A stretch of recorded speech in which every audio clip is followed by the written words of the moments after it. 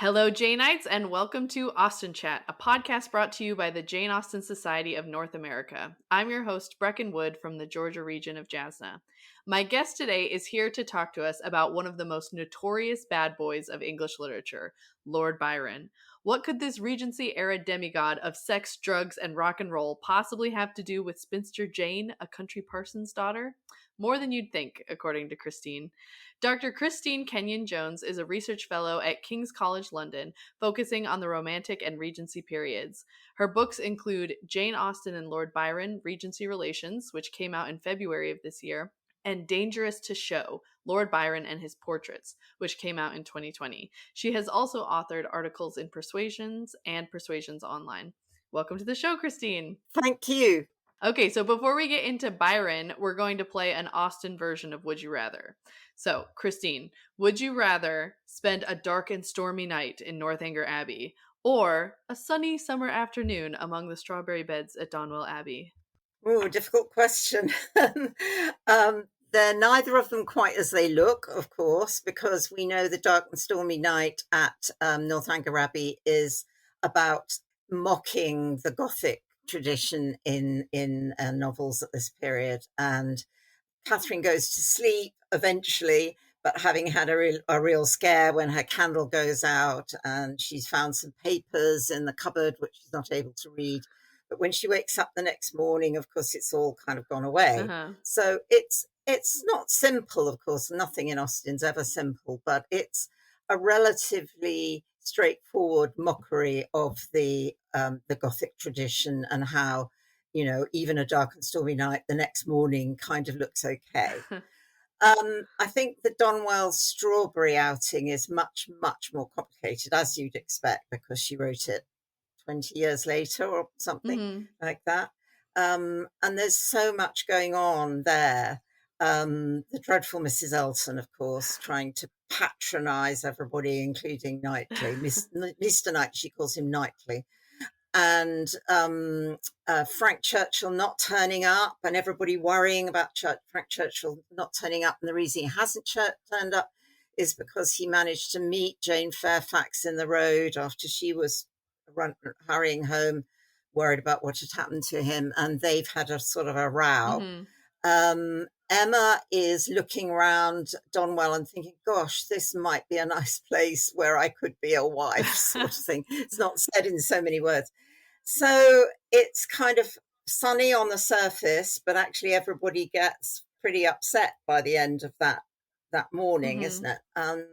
So I guess actually I'd rather be in the dark and stormy night is the answer. Well, that goes along with our discussion of Byron today, right? It's a lot more gothic, a lot more brooding. Okay. That's a really good point, though. I like that, that the Northanger Abbey, stormy on the surface, but actually nothing that sinister happening underneath, whereas it's kind of the opposite with Donwell Abbey. That's really great analysis. Thank you for that. Okay, Christine, for listeners who might not be familiar with him, can you give us a basic intro to Byron? Who was he and why was he famous, and why is he still famous? It's a big question. Yes, he is still famous, not as famous as he was in his time, I think, unlike Austen, who, of course, is far more famous now than she was then. He was basically England or Britain's best known poet, I think. I mean, there's some rivalry for that with Walter Scott, as we know from Persuasion, where Austen talks about them together. But he was incredibly well known. He was published by John Murray's, who were the top publishers of the time. He was a lord, of course. His full title would be George Gordon Byron, 6th Lord Byron of Rochdale. He inherited the title rather unexpectedly at 10 when two of the other people who were in line to get it died. He was rather beautiful. You've probably seen portraits of him. He had lovely curly hair and a kind of cleft chin and so on. He looked a lot like Hollywood stars of the 30s or 40s. He was incredibly intelligent. I mean, I think this is one of the things about Byron that's often forgotten, that he actually knew what people thought of him and satirized that. He had a disastrous marriage to Annabella Milbank, who was the niece of one of his favorite friends, Lady Melbourne. She was fairly prissy, I would say. Quite, difficult in her own way, but virtuous. And the marriage fell apart after a year.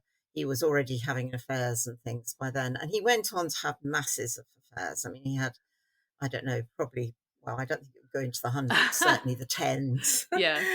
And he was open about them all. Eventually, there was one called La Fornerina, the baker's wife. This was in Venice. Another one who was Mariana Sagatti, who was wife of the merchant of Venice, her husband being a Venetian merchant. In the end, he ended up with Teresa Guiccioli, who was somebody of his own class. She was Countess Guiccioli, and they actually had almost another marriage, a more successful marriage. So I think, this idea that Byron was mad, bad, and dangerous to know, which is what Lady Caroline Lamb said of him.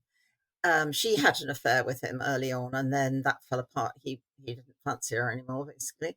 And she was vindictive from then on and wrote a novel, Glenarvan, in which she satirized him. Anyway, I don't think he was really mad, bad, and dangerous to know. He was very attractive, great fun for people who knew him.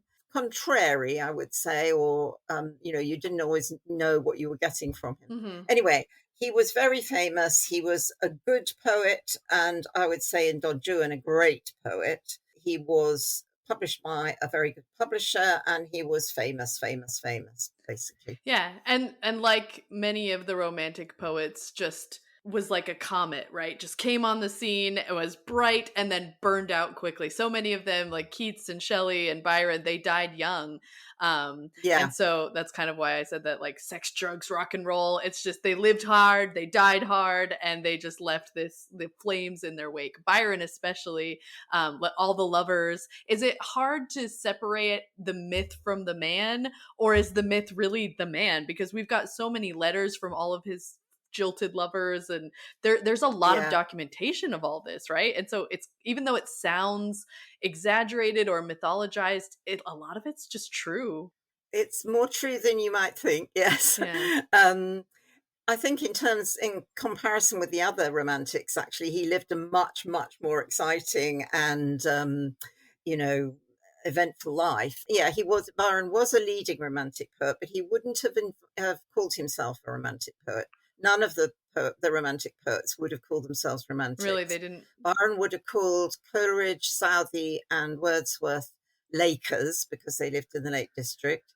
He would have called Keats and Leigh Hunt Cockney poets because they lived in London, and you could tell that from the way they wrote. Shelley was a chap of his own heart, and they were friends. Shelley was the son of another aristocrat, so they were more alike. But they never thought of themselves as a group, and they never thought of themselves as romantics. Right. We have to remember that a lot of these terms and these delineations that we make are after the fact and with hindsight, right? Well, in your book, you discuss some fascinating parallels between Byron and Austen. You already mentioned one. They shared a publisher, John Murray. What kind of relationship did they each have with Murray? Interesting. I think there were lots of class issues there. Byron, as an aristocrat, thought he ought not to be paid for his writing. The idea was that if you were really independent and you didn't get paid, what you wrote was more likely to be true. If you were being paid by somebody, it sort of almost sounded as if you were being paid to say certain things. So he didn't take any money at the beginning of the relationship with Murray. But when he went abroad and stopped being a member of the House of Lords and stopped being in London society, he started wanting lots of money, and he got lots of money. He probably got £20,000 out of the relationship with Murray during their relationship.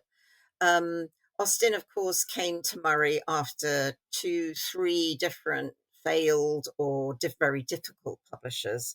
Egerton, didn't treat her well at all. It's not clear quite how she came to know Murray, possibly through links through Henry Austen. Or maybe she just sort of thought, oh, he'd be a good person to be published by. And oddly enough, in Persuasion, she has a kind of Murray oppositional thing, because there's the people who love Captain Wentworth, which is more than one person, Mm-hmm. they're following the Navy List to see what he's up to, and that's a Murray publication. Oh. And while Sir Walter Elliot, he's looking at Debrett's Peerage all the time, which is where the aristocrats are listed, and that's another Murray publication. Huh. So she almost alludes to the fact that she's going to go with Murray. Uh-huh. She was obviously clinging to gentility. She was the very sort of lowest rank, being the daughter of a deceased clergyman. She was clinging to gentility, and she published anonymously by a lady, big claim. And then there she was with Murray, who was incredibly rich, incredibly powerful, but a tradesman. Publishers were tradesmen in those days. And so she had a quite difficult relationship with him. And he didn't offer her the money that she'd hoped for when she went to him. And she ended up publishing on commission, which is in effect her paying for the publishing, with Murray doing the bits that only publishers can do. Mm-hmm. So it was quite a difficult relationship, but she did refer to him in the end as a friend, and it seems as if they got on better as things went on. Murray tried very hard to butter up his authors so that be their friend, give them books. He lent her lots of books and was kind to her, basically, and that did a lot of good. Was he the one that got Walter Scott to write the anonymous review of Emma? Did he kind of do that for her? Yes, he did, or rather his kind of henchman, William Gifford, did. Okay. And she was obviously pleased with that, although it didn't mention Mansfield Park, so she was a bit peeved about that. But Murray, Murray said, he said a rather rubbishy thing about her, in that he said it wants incident, doesn't it, her writing? In other words, there's not enough incidents in what she writes. But I'm sure you can write a very good review of it, he said to Scott, and Scott did. So he was good for her and good to her on the whole. And I think it's evident now that the money he offered her wasn't that little. She and Henry didn't think it was much, but several critics have said that if she'd accepted Murray's original offer for the copyrights, she would have been better off than she was. Yeah, and so Austen and Byron were also both in London at the same time in the 1810s. They were frequenting some of the same places and engaging in some of the same activities. Can you tell us more about their overlap there? Yes, well, there was one period in sort of 1814-15 when Jane was in London for about a quarter of the time, which is a lot. Byron was pretty much based in London all the time. And the thing they really liked, both of them, was theatre. And they both went to the theatre a lot. They were almost at the Drury Lane Theatre at the same time, but not quite. Not, like a difference of 3 or 4 days apart. They shared a lot of the same tastes and actors. They both liked Edmund Kean, the new sort of sensation of 1813-14, I think. Who was small and not impressive, but actually a brilliant actor, and he brought in a new sort of era of acting, and they both thought he was wonderful. There was a chap called Robert Elliston, who Austen also liked very much. He was one of her favourites in Bath. And Byron asked him to read a special ode that he'd written for the opening of Drury Lane. So he was another favourite. They both went to art exhibitions. They might just have been at the same art exhibition on the same day. And it was interesting because they were both looking for a picture that for them held a personal meaning. Austen was looking for a picture, as she said, of Mrs. Darcy, yes, of Elizabeth once she'd been married to Darcy. She thought there ought to be a picture that looked like Elizabeth there. And she didn't find one, alas, but she had lots of ideas about why Darcy wouldn't allow his wife to be painted and then exhibited. Yeah. And Byron was there looking for a portrait of his great friend, Lady Melbourne, Caroline Lamb's aunt by marriage. And it was one of her when she was very young, I think still a teenager. And he sort of flirtatiously said to Lady Melbourne, who was by now in her 60s, No wonder they tried to make you look a little bit older, because it would have been so dangerous to look at you at 17. You were so beautiful, you know. Such a So charmer. yes, flirting like hell with a 61-year-old. But so they both enjoyed looking at portraits.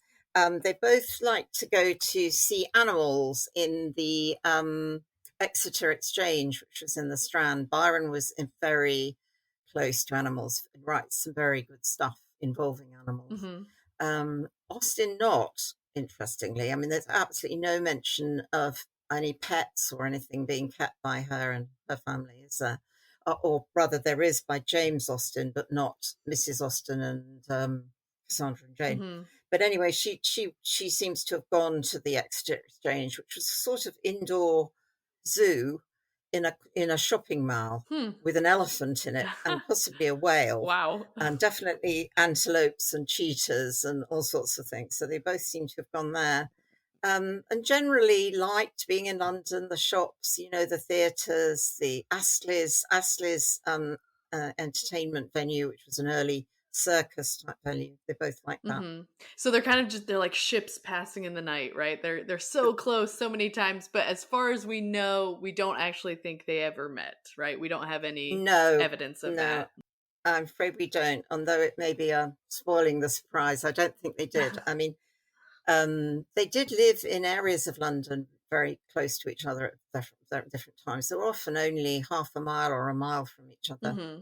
Well, and they're sometimes moving in similar circles, even though you mentioned that Lord Byron, he's a peer, and Jane Austen's kind of like on the bottom rung of gentility. But another link that they have, a really important figure of the time, is Madame de Stael, right? Who was she, and what does she have to do with Austen and Byron?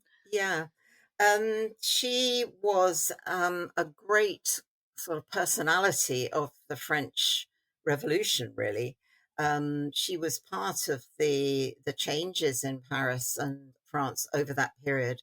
She was a great authoress. Her particularly famous book, still now, I guess, is Corinne, or On Italy, which was published both in French and in English by John Murray. So all three of them were Murray authors.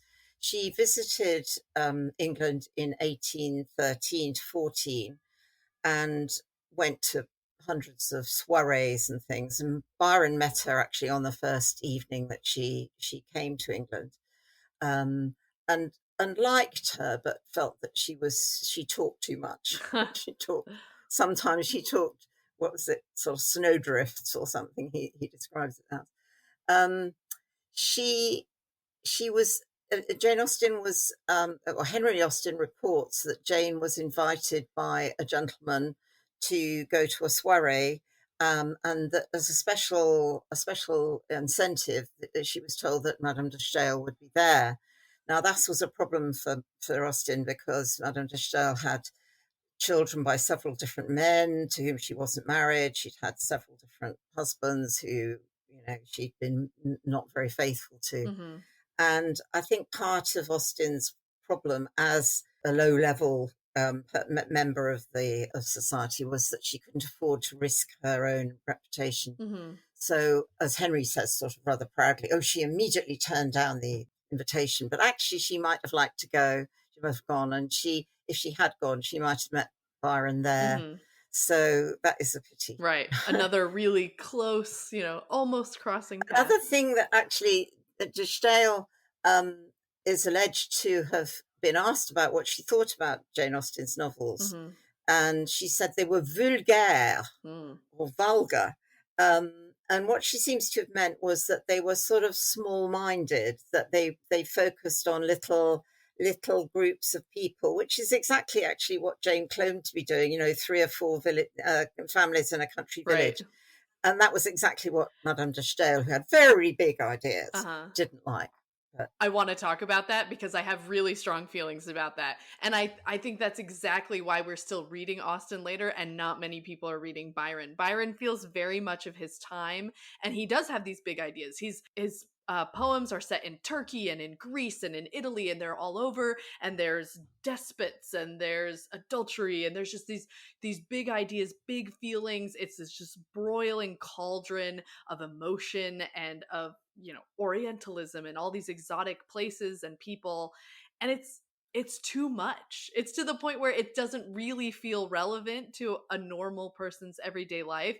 And I think so much of Jane Austen's success is that she can be transposed across time, across cultures, across geography. And that's why you get so many retellings of her work. That's why people keep remaking the movies, because even though she was just this in a small country village, she focused on a few families. What she wrote about transcended her time, and it transcended her culture to speak to all of us, right? And it became universal in that way. And so, boo on you, Madame de Stael. I disagree with you. No, I don't either. Absolutely not. Yeah. And so, yeah, I want to. We'll get more into that later, but that's my little soapbox about Austen is great and actually does contain big ideas, even if the setting seems small. So Austen, even if they didn't technically ever meet in person, she certainly read some of Byron's work, and she didn't seem terribly impressed, did she, Christine? What do we know about what Austen thought about Byron?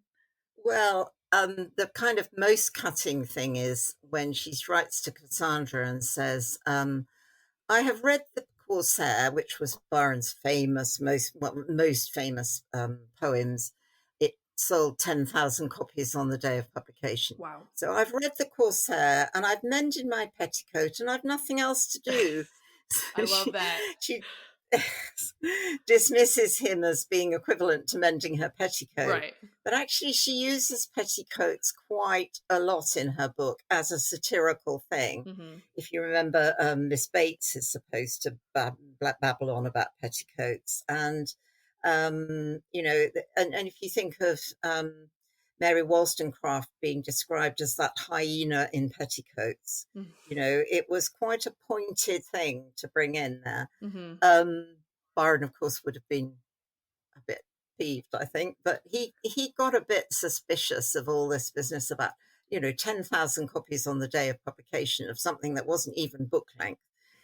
She was comparing it with the huge with the minute. Uh-huh. She also, as in Persuasion, has Anne Elliot and Captain Benwick talk about Byron and Scott. I'm glad that you mentioned that because I have the quote. So I'm going to read it and then let's talk about it. Okay, you read it. So it says, "For though shy, he did not seem reserved. It had rather the appearance of feelings glad to burst their usual restraints. And having talked of poetry, the richness of the present age, and gone through a brief comparison of opinion as to the first-rate poets, trying to ascertain whether Marmion or the Lady of the Lake were to be preferred, and how ranked the Giaour and the Bride of Abydos, and moreover how the Giaour was to be pronounced, he showed himself so intimately acquainted with all the tenderest songs of the one poet, and all the impassioned descriptions of hopeless agony of the other."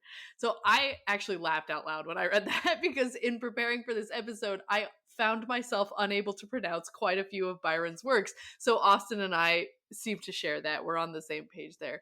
But what I love about this scene is that we get a glimpse into Austen's philosophy. Do you want to talk philosophy of reading and about her thoughts of poetry of the time?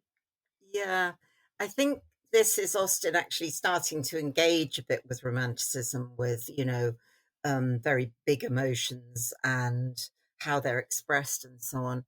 And she's making a big differential between the way Captain Benwick goes about it, which is to increase all his feelings of misery at having lost his fiancée, by reading Byron and Scott and allowing himself to feel as, really miserable.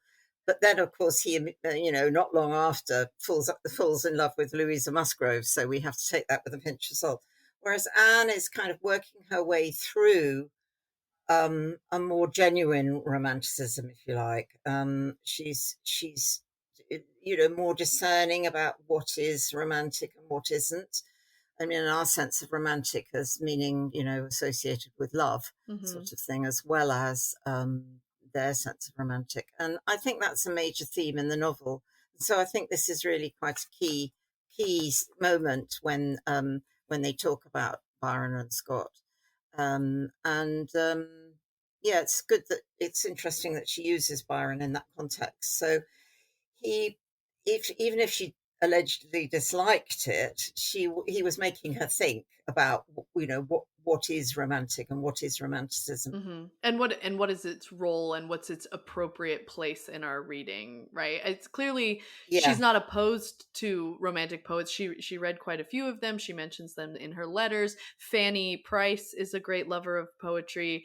But then we get the character of Marianne, who is similar to Bennick, right? Instead of having the romantic poetry in its proper place, she sort of it bursts its bounds and she engages too much in it. It's an overindulgence and she isn't able to balance it. And I like how Anne gives Bennick this sort of assigned reading. She's like, how about instead of just a diet of hopeless agony, how about you also consume some moral literature and maybe some essays and some things that will teach you how to restrain yourself properly, right? And that's something that Austen is always advocating for duty, for self-control, self-governance. And so I really like that scene in Persuasion. I think it's a pity that Austen never didn't live long enough to read any of Byron's humorous poetry. I think she would really have liked Beppo and actually Don Juan, which, although it has a huge canvas, actually focuses on individuals and is very sort of satirical and self-aware, very funny, verbally and so on. I think she would have liked that, but she was dead, but 2 years earlier before any of it was published. So Oh, okay. I didn't know that. Well, yeah. so we know that Austen knew Byron's work, but did Byron know Austen's work? What have you uncovered, Christine? Well, I'm not sure that it's me who's kind of uncovered it particularly, but it used to be thought that he hadn't read any of them and that there was no evidence that he'd ever owned them and so on. But and particularly Andrew Nicholson looked through the sale catalogues of Byron's books. There were three different times when his library of books was put on sale. And he discovered that Byron did, in fact, own first editions of Sense and Sensibility, Pride and Prejudice, and Emma. So, he probably was sent Persuasion and Northanger Abbey by John Murray. He was in Italy by the time they were published, but it's Murray sent him a big bundle of books then, and it seems likely to me that, and to Byron's most famous editor, Jerome McGann, Mm-hmm. that he did read those two.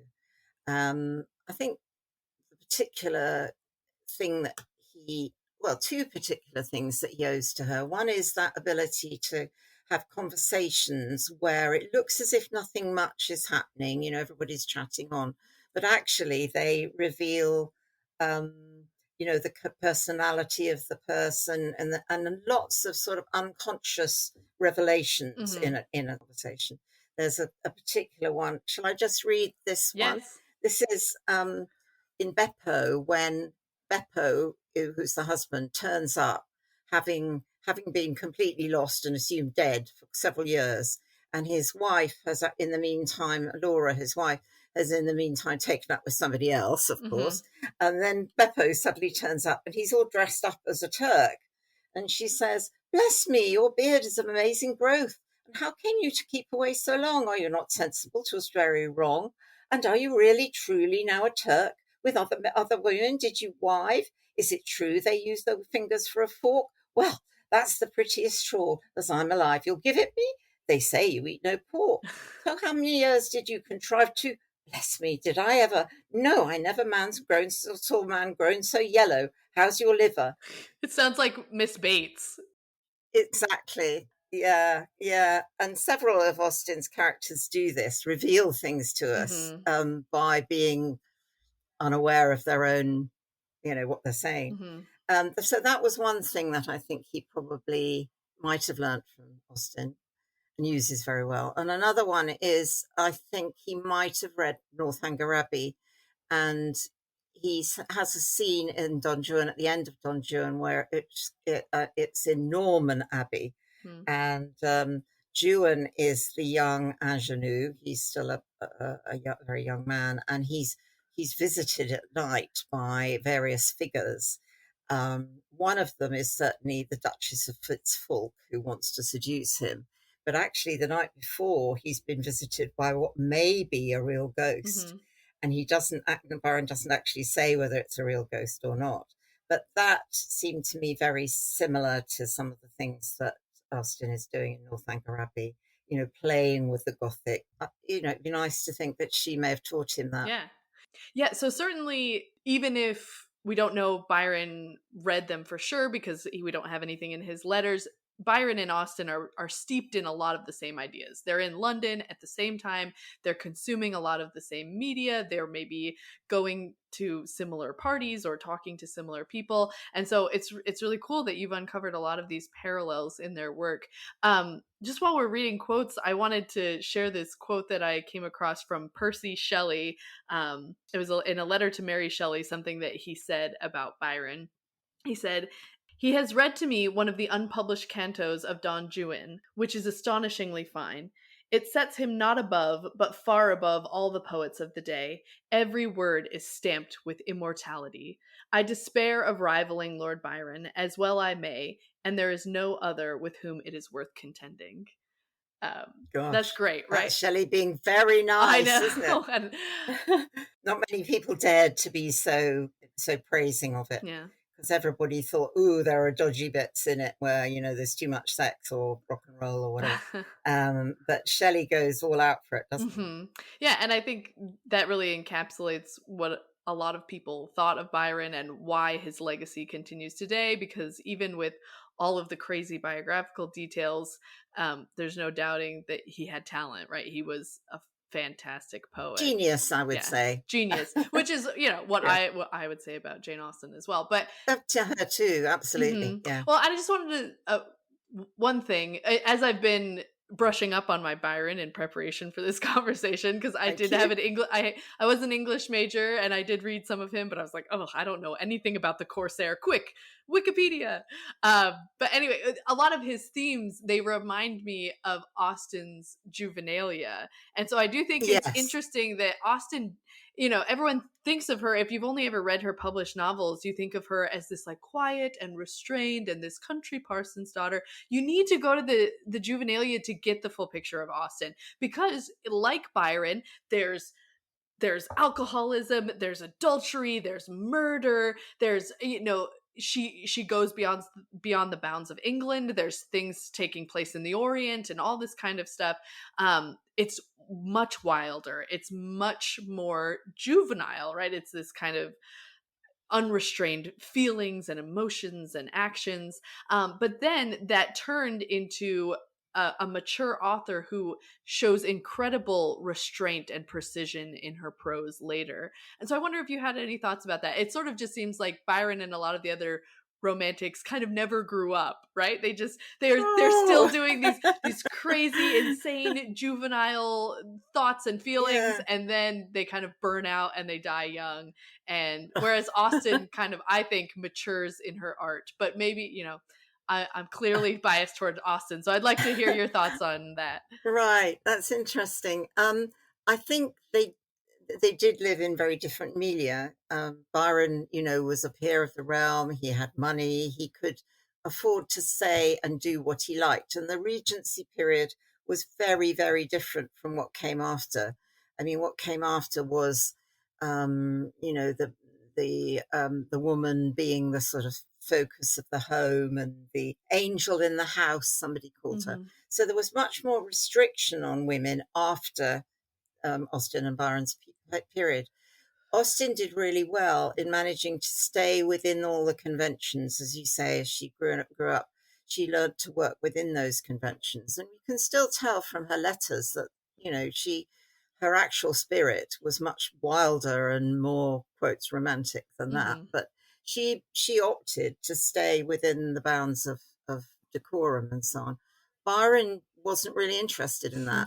He wanted to shock people. He also, to be fair to him, wanted to preach or plead for liberty for various peoples, for the Italians who needed to rid themselves of the Austrian occupation of their country, and the Greeks who wanted to be free of the Ottoman Turks. And he did a lot of practical, heroic work for them. I mean, he hid a lot of weapons in his own house in Italy, and he went to Greece, and, as you know, died in Greece. So he did grow up. He definitely did grow up. He was very mature in some ways, but he didn't foresee, I don't think, as Austen did, that manners were narrowing, if you like, becoming more precise and so on. And I think it's brilliant how she foresaw that, and that enabled her to survive all through the 19th century when, women were considerably repressed. And Byron didn't foresee that, I don't think. I think he was further out from it. I mean, she'd learnt it by being a clergyman's daughter and so on. He'd never had to learn it. That was an interesting biographical detail that I didn't know about Byron, that he went and joined the Greek Revolution, and he went and helped the Greeks fight for independence, and that's where he ultimately died, right? Yeah, died of fever in Missolonghi in Western Greece at 36. Yeah. This has been a really great conversation. Is there any last thing was there anything that surprised you or delighted you in your research that we haven't touched on yet? Well, I was pleased to discover that they were very distantly related to each other. It's only by marriage, and it's because Byron's great aunt married somebody who was related to Jane Austen's mother, distant. But the family concerned were Musgrave, actually. Musgrave, that's right. And we know, obviously, that Austen used that name. So she may have been conscious of this link. I don't know. She never refers to it. It also means that both of them were distantly related to Annabel Milbank, who became Byron's wife. And Byron didn't know that he was distantly related to his own wife. So we know more, and Austen may have known more than they did, which I was fascinated by. It's not, in a way, surprising because, the world was much smaller then. The world of gentility and aristocracy was much smaller then, and most people were probably distantly related to others. But it was really nice to be able to trace that. And there's a very elaborate family tree in the beginning of my book, which people could look at if they really want to. Well, and it's also funny considering, you said he was distantly related to his wife. He also later probably fathers a child with his own half-sister, so he wasn't too concerned about. Yes, we haven't mentioned that. Yes, we didn't get around to it, but I mean, even at the time, it's very common for cousins to marry each other, and so there's a lot of interrelation going on. But this has been really fascinating, Christine. I didn't know about many of these links. Thank you so much for coming on the show today. Where can listeners learn more about your book and about your other work? Right. Well, it's published by Bloomsbury. So if you go on to Bloomsbury's site, and it's called Jane Austen and Lord Byron, Regency Relations is the full title.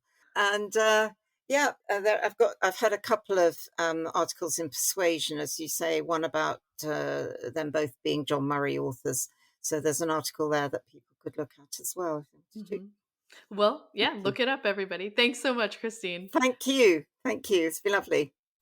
Okay, everyone, it's time for another serving of Jasna news. In case you haven't heard yet, our 2024 Young Filmmakers Contest is a wrap. This year's winners have been revealed, and we've invited Erica Kotite, the chair of Jasna's Young Filmmakers Contest Committee, to share the details. Thanks for joining us today, Erica. Hey, thanks for inviting me. It's my pleasure to announce the winners of this year's contest. These great films, which were created by the 2024 Young Filmmakers Contest finalists, premiered at a special screening and awards event during our annual conference in Cleveland on October 17th.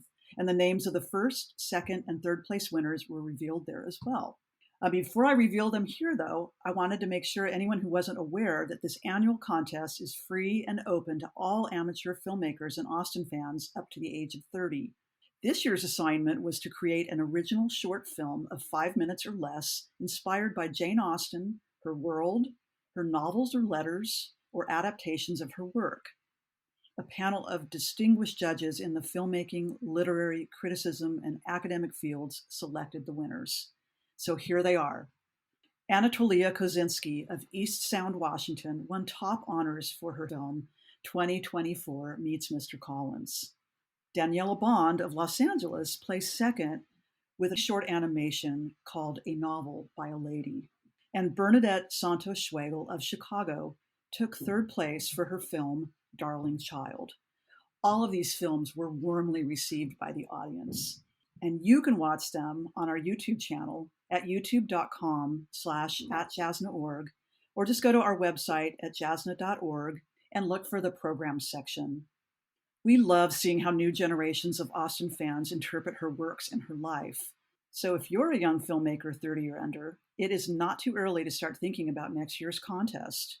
Jane-ites everywhere will celebrate Austen's 250th birthday in 2025, a perfect time to show how Jane Austen inspires you. The winners will receive generous cash prizes and feedback on their films from the judges. And a new thing for 2025 is you don't have to live in North America to enter, but your film's dialogue does have to be in English. Check out all the contest details on our website. You can also see them in the links that will be in the show notes. You will find a link on the website that you can use to sign up and receive the contest entry form and guidelines, as well as periodic emails with contest news and lots of ideas and inspiration. There's no obligation to submit a film, and you can unsubscribe from the emails at any time. The deadline for film entries is June 20th, 2025, so I would start creating right now. Now it's time for In Her Own Words, a segment where listeners share a favorite Austen quote or two. Hello, this is Emma Cantor, proud but not prejudiced member of Jasna's New York Metro region. I bet you'd expect that my favorite Austen quote is from Emma. But in the spirit of Jane's irony and misdirection, I'm going to share a quote from Northanger Abbey instead. Here goes. Provided that nothing like useful knowledge could be gained from them, provided they were all story and no reflection, she never had any objection to books at all.